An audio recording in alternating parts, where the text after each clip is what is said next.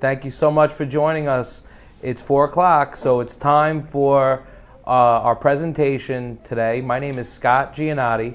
I'm the founder of the Cannabis and Hemp Association from New York City. I'm the CEO of Agricultural Evolution International, which distributes products and services to the cannabis industry. And I'm the president of Disruptive Discussions, which is an educational company which helps people to develop a deeper understanding around certain specific topics related to cannabis and hemp. Some of you may know me. I've been a cannabis activist for over 20 years. I've been healing people with medical marijuana and now with hemp, CBD, for the last 5 years. I'm a consultant and I'm known in the industry as the hemp coach. I want to remind everybody to come on down this Thursday and Friday, December 6th and 7th, to the Wyndham Rio Mar. We're going to be having a wonderful conference with PRHempbiz, and my session is going to be at 3 p.m. and I'm going to be describing the difference of hemp versus marijuana, understanding the world of hemp.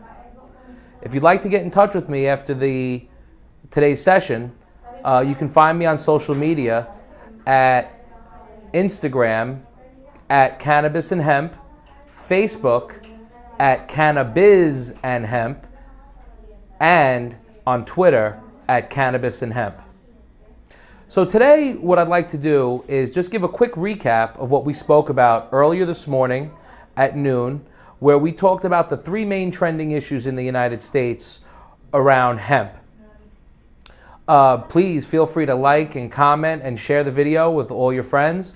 And we're going to get right into it. First and foremost, before we go into the trending topics, I'd like to give a brief summary of the difference between hemp and marijuana. Again, for those people who weren't on the first session.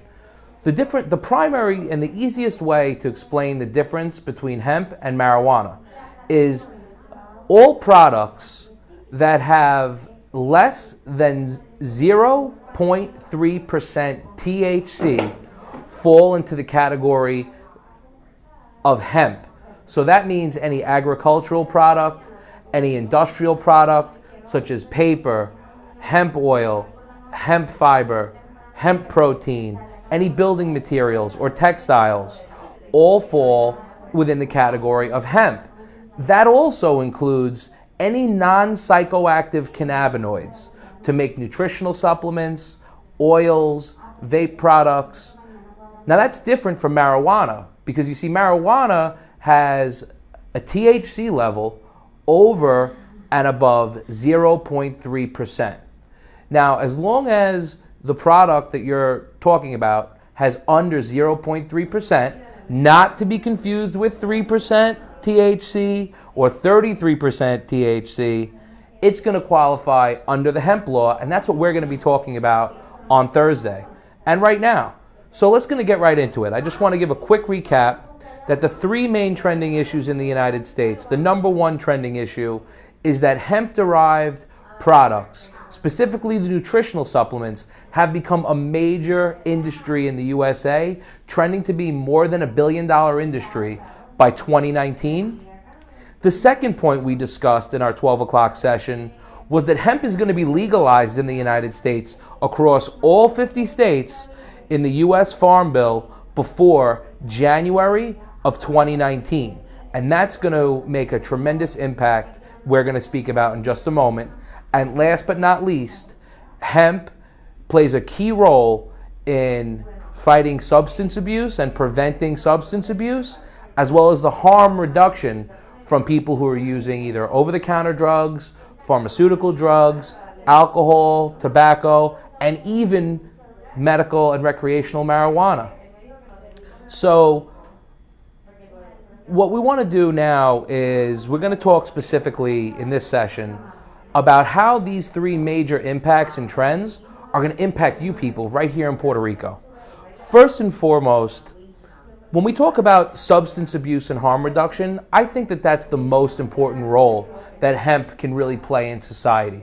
When you have a productive society and people are not becoming addicted to drugs, alcohol, and tobacco, these people are going to be happier, they're going to be more productive, and it's going to make the families stronger. And as a result, people are going to have a solid foundation.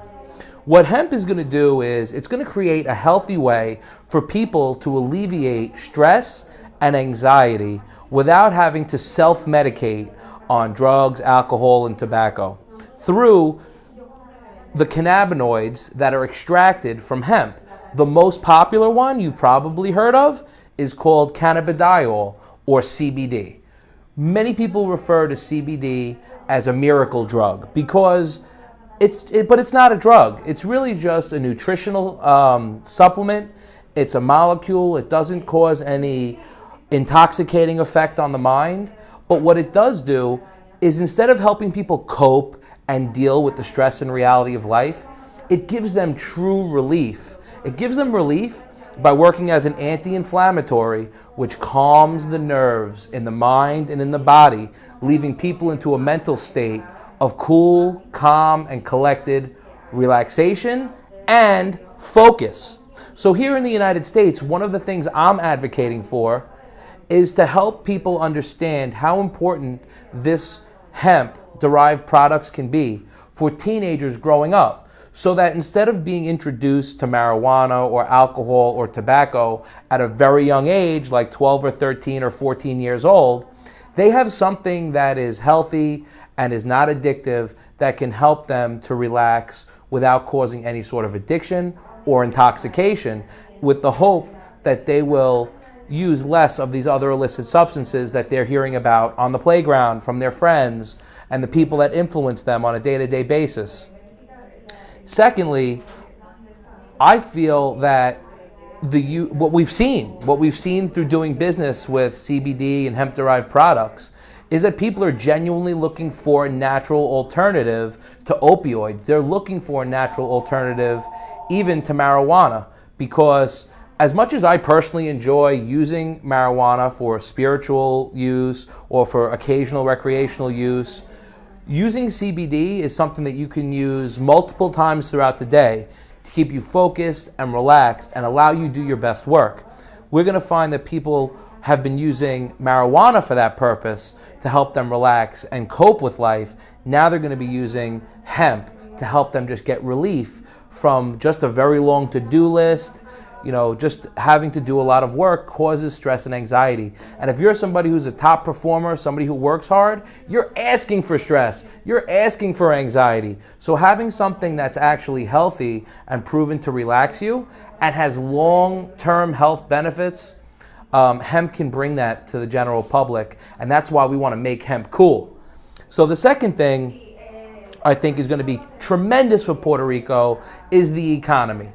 One of the things that I've studied and I've realized about Puerto Rico is the limited use of agriculture as part of economic development.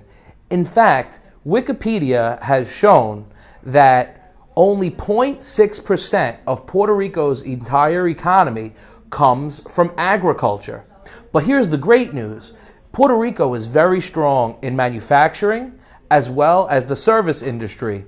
Some of the different businesses that Puerto Rico does exceptionally well are pharmaceutical products, textiles, petrochemicals, and electronics, as well as in the service industry, finance, insurance, real estate, and tourism. These businesses can truly benefit by having a commodity like hemp, and that leads to the third area, which is creating business opportunities. Because if Puerto Rico can become a leader in the understanding of how to use hemp, they can export that technology throughout the Caribbean and become a powerhouse of sophistication of the technology within using hemp as a commodity. So this is a great opportunity for people who are interested in the export business to learn how to use hemp and take that technology both here domestically in Puerto Rico, as well as export back to the United States or potentially throughout the Caribbean. Last but not least, hemp was also going to open up the marketplace for small business owners who couldn't afford to open up a medical marijuana dispensary when that time came, Or maybe they're looking forward to recreational cannabis, but they can't afford to get into that industry.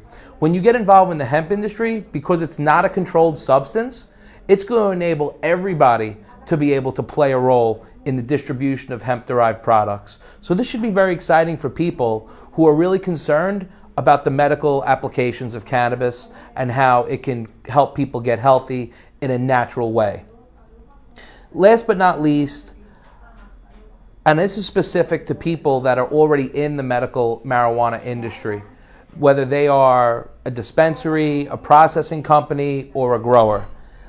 CBD or hemp-derived products are a great way for any marijuana company to extend their brand beyond the dispensary, the cultivation, the processing throughout Puerto Rico and throughout the United States, and potentially build a global brand by taking their brand, their marijuana brand, and extending it into a product that can be sold and exported all around the world. So these are the 4 key areas that I see Puerto Rico really benefiting from hemp.